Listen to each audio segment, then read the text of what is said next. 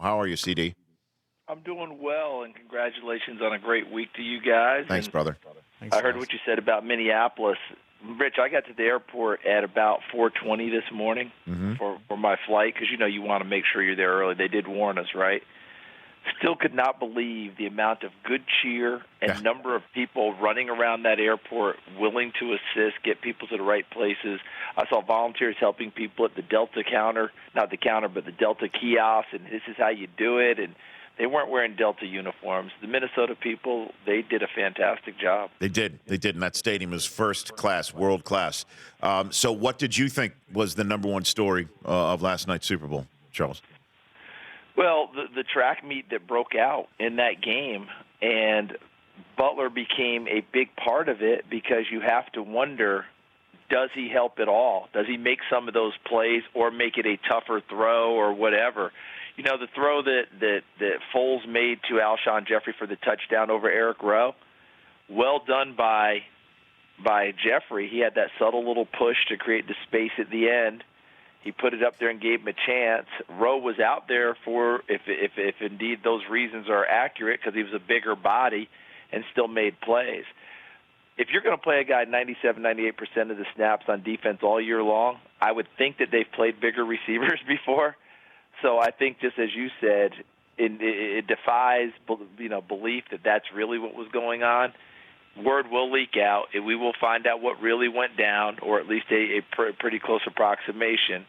And he could have helped make a difference in the game, but to say that he was the difference in the game, I think would be taking it too far. We don't know that he would have or would not have made some of those plays that were not made, but I think he would have given them a better opportunity. Charles Davis joining us here in a Honda Insider Report the day after Super Bowl 52. So what would you say was the biggest difference maker in the game, Charles?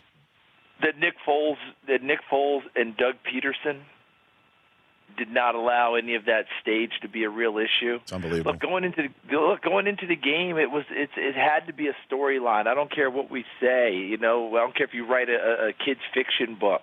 If you've got a coach who has that many playoff games, experienced that many Super Bowls against a coach who's there for the first time, it's a storyline. And I think that Doug Peterson did something in this game that coaches talk about doing, but rarely follow through on. And it was what we saw. Being aggressive, transmitting that to your team, being true to who you've been all year long, calling those plays on your sheet when the situation arises that you have said, okay, if we get in this situation, this is the perfect play for it. And you and I both know, Rich, how many times coaches have talked that, preached that, and then you get into a game like that, they look up at the scoreboard, we're up 10, let's not screw it up. All right, give me the sprint draw. Right. And Doug Peterson went, look, the Philly special came after a timeout on fourth down where he had plenty of opportunity to say, forget it, kick the field goal. Right? I thought that's why he called the timeout, Charles. I'll be honest with you. To talk about it, and everyone's in their ear. There's a lot of talk about these things, and I know, I've been in these rooms before, and I know from talking with different people.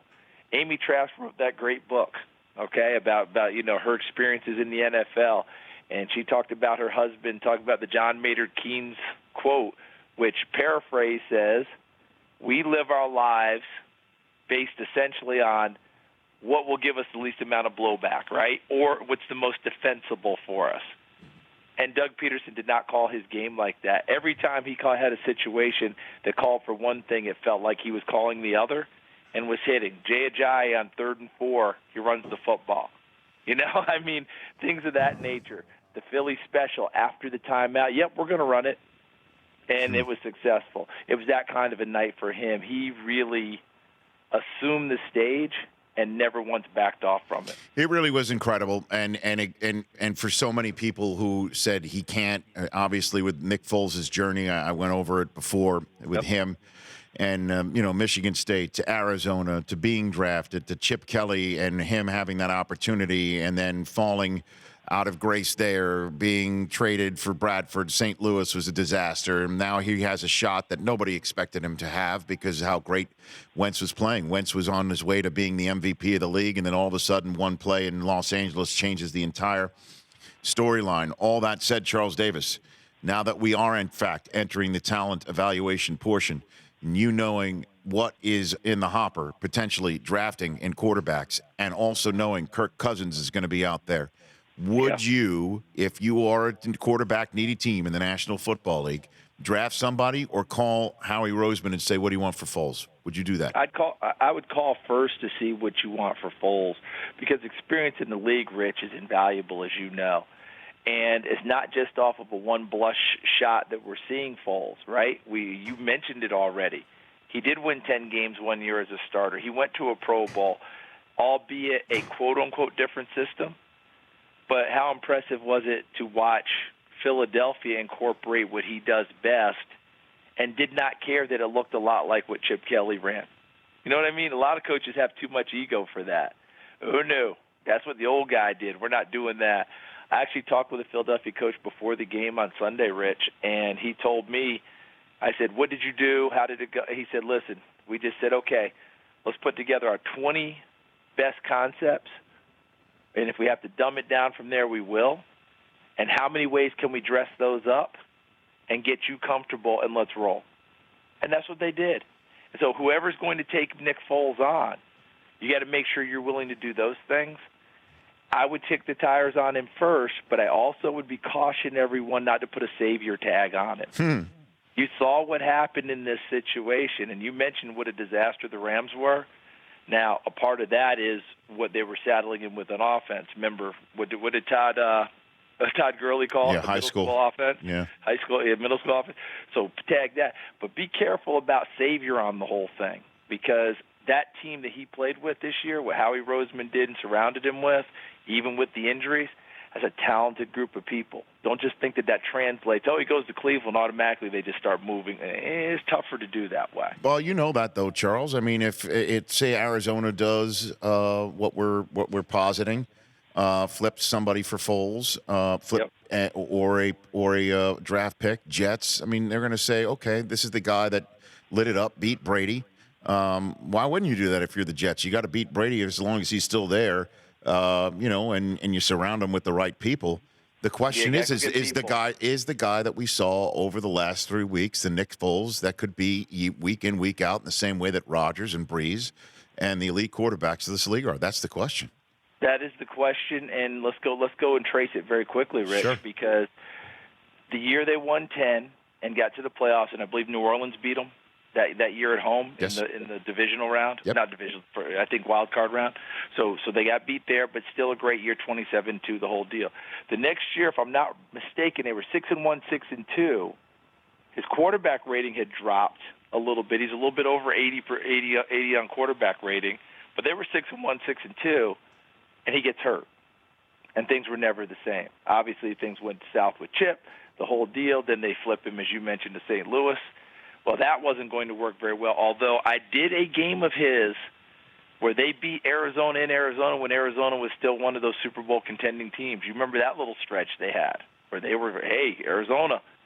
And I saw him win those games and make throws like we saw during this playoff run. But the other side of it is when he did take over for Wentz and getting his feet wet, remember, going into the playoffs, the last 15 third downs, they were 0 for 15. Going into the playoffs, they were the underdog at home to Atlanta, chiefly because he was quarterbacking that team, and people still didn't buy it the second go-round. And he showed everybody a different side in the playoffs as opposed to regular season down the stretch where it was a struggle for them. So, yeah, take him on, but also make sure you're surrounding him and make sure you're willing to adapt to what he does best. And I think you guys have already seen it. That picture of Michigan State with those quarterbacks, right. Amazing, isn't it? Yep. Him, Cousins, Hoyer, all sitting there on the same roster. And when I watched when I looked at the picture, I was looking at the other guys, wondering where are those guys today, and what tales would they have to tell us about watching those three there together that ultimately became NFL players. Yeah, and one of them is now a Super Bowl MVP. Charles, thanks for the call. Glad you made it home safely. We'll chat soon. Yeah, you guys get home safely as well. Take care now. You got it. That's Charles Davis at CFD22 on Twitter. The Rich Eisen Show, weekdays at noon Eastern on Audience.